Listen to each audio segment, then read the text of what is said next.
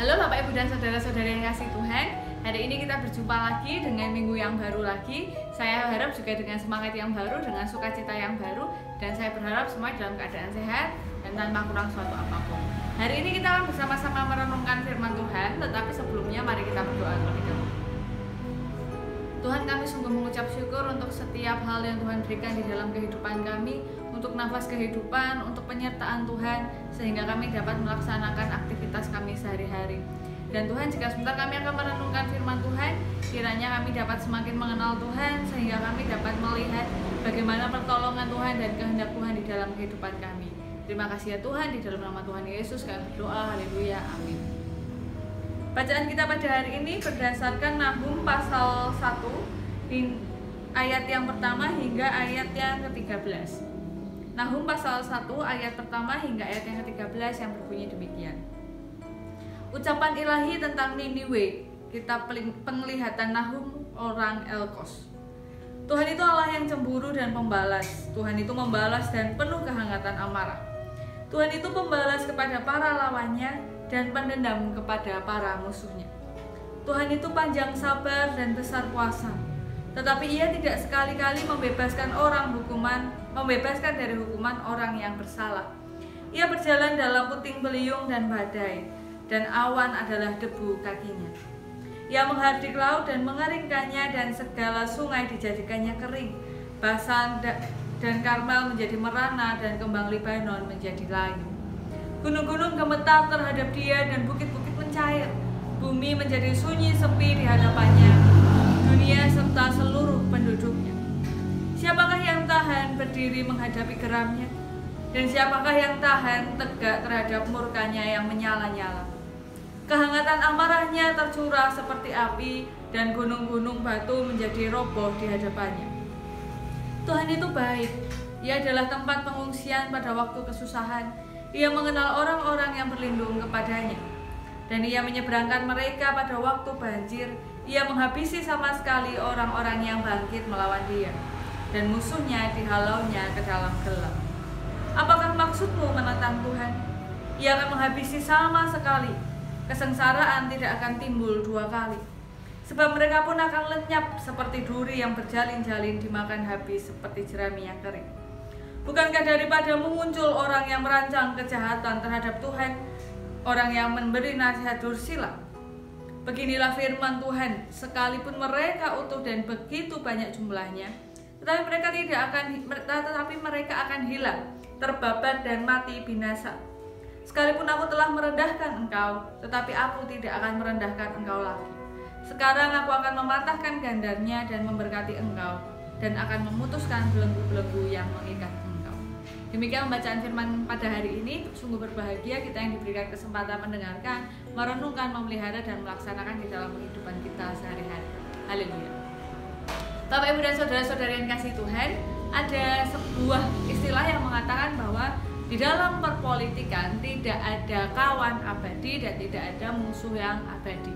Hari ini adalah kawan, besok bisa menjadi lawan. Hari ini adalah lawan, besok bisa menjadi kawan. Nah, jadi saya terus terang tidak terlalu paham dunia politik, tapi dari yang saya amati, saya pahami bahwa orang yang berkecimpung di dalam dunia politik harus pandai-pandai mencari dengan siapa berkawan. Karena kalau sampai salah mengambil sisi, bisa menjadi bumerang bagi dirinya sendiri. Walaupun saya juga tidak tahu ya. Ini pun kan terjadi dalam kehidupan sehari-hari. Kita harus tahu di sisi mana kita berdiri. Nah, ini berkaitan sekali dengan bacaan kita pada hari ini dari Nahum pasal 1 ayat 1 sampai 13. Ini adalah tentang keberpihakan manusia. Manusia mau berpihak kemana? Mau ada di sisi Tuhan atau mau berdiri menentang Tuhan? Nahum ini adalah seorang nabi Israel yang dari namanya itu memiliki makna penghiburan. Dan kitab Nahum ini tidak sama dengan kitab para nabi yang lain yang membahas penghukuman dan dosa-dosa yang dilakukan oleh umat Tuhan bangsa Israel kala itu. Nah, tetapi lebih banyak dibahas oleh Nahum ini bagaimana umat orang-orang yang dulu dipakai oleh Tuhan untuk menghukum Israel tetapi melakukan hal yang tidak seharusnya, dan mereka juga akan mendapat hukuman dari Tuhan. Salah satunya adalah Niniwe yang adalah ibu kota Asyur. Nah, karena mereka dulu juga dipakai Tuhan, sekarang malah bertentangan dengan Tuhan. Kenapa? Karena di ayat yang ke-9 ditanya begini, apakah maksudmu menentang Tuhan? Ia akan menghabisi sama sekali, kesengsaraan tidak akan timbul dua kali. Lalu ayat yang ke-11, bukankah daripada muncul orang yang merancang kejahatan terhadap Tuhan, orang yang memberi nasihat dursila? Jadi mereka menganiaya, mereka melakukan hal-hal yang buruk, sangat buruk kepada orang Israel. Ya, itu bukan hal yang diinginkan, dikehendaki Tuhan sebelumnya.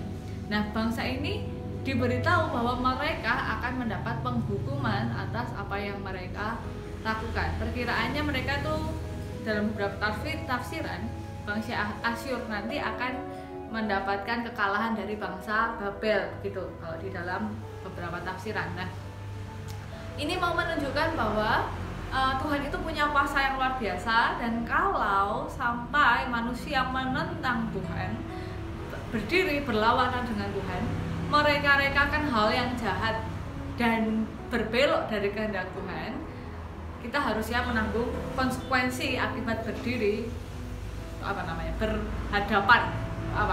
bertentangan dengan Tuhan. Tetapi di ayat yang ke-7 dikatakan Tuhan itu baik, ia adalah tempat pengungsian pada waktu kesusahan. Ia mengenal orang-orang yang berlindung kepadanya dan menyeberangkan mereka pada waktu banjir. Lalu ayat yang ke-12, sekalipun yang ayat 12 yang agak akhir, yang C, sekalipun aku telah merendahkan engkau, tetapi aku tidak akan merendahkan engkau lagi.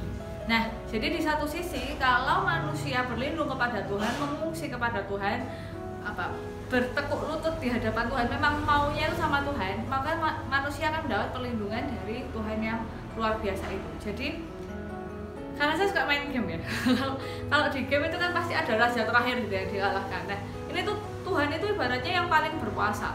Kalau kita melawan itu pasti nggak akan menang. Tapi kalau kita itu satu sisi dengan Tuhan, kita akan dilindungi oleh Tuhan. Persoalannya adalah berdiri satu sisi dengan Tuhan itu tidak selalu terlihat, atau berdiri bertentangan dengan Tuhan itu tidak selalu terlihat. Kadangkala seakan-akan saya ini berdiri bersama Tuhan kok, tetapi ternyata kita tidak melakukannya. Ini seperti khotbah Pak Pendeta kemarin hari Minggu tentang gandum dan ilalang, yang kelihatannya tuh kok gandum gitu, kelihatannya kok ke gereja dan lain-lain, tapi tidak menghasilkan bulir gandum. Ternyata hatinya adalah hati ilalang. Nah, begitu juga dengan mereka, bangsa Asyur kali itu kan awalnya dipakai oleh Tuhan, seakan-akan mereka itu berdiri di pihak Tuhan, tapi lama-kelamaan tanpa mereka sadari, entah sadar atau tidak, rupanya mereka sudah berdiri berlawanan dengan Tuhan.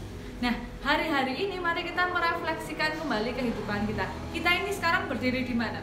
Kita ini bersama dengan Tuhan, mengungsi di dalam naungan Tuhan, berlindung kepada Tuhan, atau jangan-jangan kita sedang menantang Tuhan? Apa yang dimaksud dengan menantang Tuhan? Mereka rekakan hal yang jahat, melakukan hal yang jahat kepada sesama, lalu memanipulasi hati, pikiran, dan senyum kita kepada Tuhan dan kepada sesama. Lalu ketika melihat kejahatan, justru melindungi. Ini loh yang seringkali sedih ya. Jadi ini dilematis. Kadang kalau ada orang-orang di sekitar kita melakukan kejahatan, kadang-kala itu kita punya tendensi untuk melindungi kejahatan itu. Jadi misalnya saudara kita mencuri, lalu kita membuat jajaran barisan bagaimana melindungi saudara kita ini supaya dia tidak dikatakan mencuri. Lalu alasannya ya minjem dulu, tadi sudah minta izin dan lain-lain. Atau misalnya ada saudara kita selingkuh, kita membangun barisan menyalahkan orang lain dan menunjukkan bahwa saudara saya ini adalah melakukan hal yang baik. Nah, itu juga posisinya adalah seakan-akan kita ini berdiri bersama Tuhan, tapi ternyata kita berlawanan dengan apa yang menjadi kehendak Tuhan. Nah, mari kita melihat diri kita dan mari kita memutuskan kepada siapa kita berpihak. Maukah kita berpihak atau berada di sisi Tuhan, atau kita mau menentang Tuhan? Nah, kalau menentang ya tadi konsekuensinya Tuhan yang luar biasa itu menjadi lawan kita. Tetapi kalau kita di pihak Tuhan, ya Tuhan yang luar biasa itu melindungi kita. Pilihannya ada di tangan kita. Tetapi dengan di pihak manapun berdiri, kalau mau di pihak Tuhan ya harus konsisten. Setiap hari melihat diri, merefleksikan diri, benar nggak saya hari ini masih ada di pihaknya Tuhan. Nah, mari kita berdoa. Sungguh kami ingin bahwa kami berdiri bersama-sama dengan Tuhan. Kami tidak ingin untuk melawan Tuhan, untuk mereka-rekakan suatu yang jahat. Tetapi Tuhan, jikalau di dalam kehidupan kami, baik sadar maupun tidak kami sadari, kami mulai berjalan menjauh dari Tuhan, kiranya Tuhan memeluk kami kembali supaya kami tidak terjatuh terlalu jauh. Dan kiranya Tuhan menolong kami supaya dalam setiap perkataan, pikiran, dan perbuatan kami hanya tertuju pada Tuhan. Terima kasih ya Tuhan, dalam nama Tuhan Yesus kami berdoa, haleluya, amin. Demikian yang dapat saya sampaikan, kiranya dapat menjadi kekuatan, pengingat, penghiburan bagi kita semua. Dan tetap menjaga kesehatan, tetap menjaga kebersihan. Tuhan Yesus memberkati kita semua, sampai jumpa.